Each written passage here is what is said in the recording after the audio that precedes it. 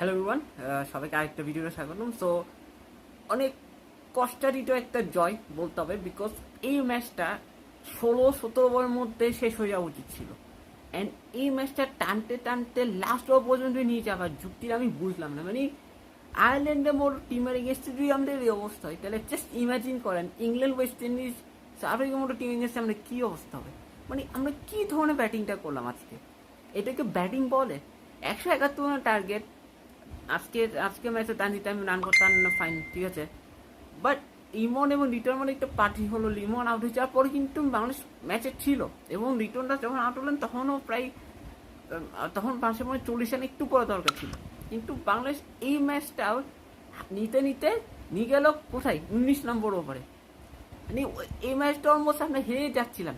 সাইফুদ্দিন ওই 6 এবং যে 4টা টিম মেরেছেন, এই দুটো শট খুবই ক্রুশিয়াল ছিল, না হলে ম্যাচটা আমরা গ্যারান্টি থাকতাম। মানে আমি জাস্ট ভাবছি ওই দিন আমাদের 182 রান নিতে ঘাম ঝরে গেছিল, আর আজকে 171 রান নিতে আমাদের ঘাম ঝরে গেল। মানে এই জিনিসটাকে আপনি কীভাবে এক্সপ্লেন করবেন, কীভাবে জাস্টিফাই করবেন যে আমরা 171 রান নিতেও আমাদের এই অবস্থা হচ্ছে? জাস্ট ইমাজিন করে, আর যদি আয়ারল্যান্ড আর 15-20 রান বেশি করতো, তাহলে তো আমরা আজকেও হারতাম। যে পারফরমেন্স দেখলাম আমরা আজকেও হারতাম।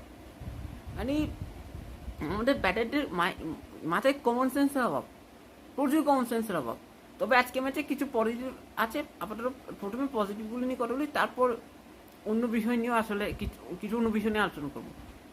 আজকের ম্যাচে আমার কাছে শেখ মেহেদির বোলিংটা খুব অসাধারণ লেগেছে। মানে শেখ মেহেদি বেশ ভালো বোলিং করেছেন। 4 ওভারে 28 রান 28 রান দিয়ে 3 উইকেট নিয়েছেন। ভালো, প্রথম ওভারে 13 রান দিয়েছিলেন। এরপরে 3 ওভার ভালো কামব্যাক করেছেন, 3টা খুব ইম্পর্টেন্ট উইকেট নিয়েছেন। এর মধ্যে একটা ওভারে 2টো উইকেট পেয়েছেন, 2টো crucial wicket.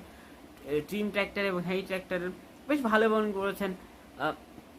Tanzim Shakib 3 over 17 run দিয়ে 1 উইকেট পেয়েছেন, ভালোই করেছেন। মুস্তাফিজ আজকে উইকেটলেস, এর আগের ম্যাচে উইকেটলেস ছিলেন। সাইফুদ্দিন 4 ওভার 40 রানে 1 উইকেট নিয়েছেন। বাট আজকের ম্যাচে আমার বোলিংয়ের মধ্যে সবচেয়ে ভালো লেগেছে তানজিম সাকিব এবং হচ্ছে শেখ মেহেদী হাসানের। এবার যদি ব্যাটিংয়ের দিকে বলি, ওই যে আমি বললাম যে তানজিদ তামিম আজকেও রান করতে পারেন, আনফর্চুনেটলি রান আউট হয়েছেন। একটা মিসকমিউনিকেশন হয়েছিল ইমন আর তার মধ্যে, কারণ তিনি আউট হলেন। তারপর ইমন ভালো খেলছিলেন, 25 বলে 43। ওই যে শটটা খেলে তিনি আউট হচ্ছেন, আসলে এটা আননেসেসারি। ওই সময় শটটা খেলার কোনো প্রয়োজন ছিল। লিটন দাস অনেকদিন পর না, ওয়েস্ট ইন্ডিজ এগেন্স্ট সিরিজে 50 ছিল না।